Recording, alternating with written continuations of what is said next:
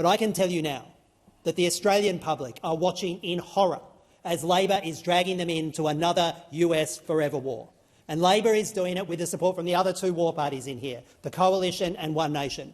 Between you, you've never seen a US war you don't want to back in. You've never seen a demand from Donald Trump that you haven't wanted to bend over to grant whenever he asks. If it's 2 a.m. in the morning, whenever he asks. And we have today, in just 1 week, seen how this war has escalated. The economic chaos, the killings. This war started in the first 24 hours with a US strike on a school that killed over 100 Iranian schoolgirls, their teachers, devastating strike. And we see Donald Trump spinning and lying and trying to pretend that it wasn't him, the disinformation campaign.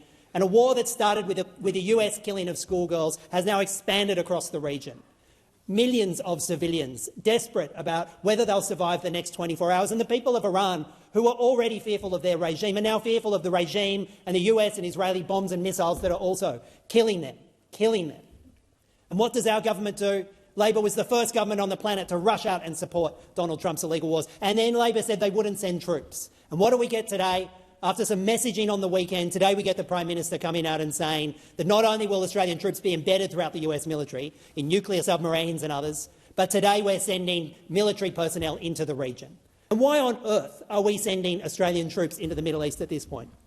We get told it's about defence. We get told that it's to protect the United Arab Emirates. Let us be clear, this is not in Australia's national interest.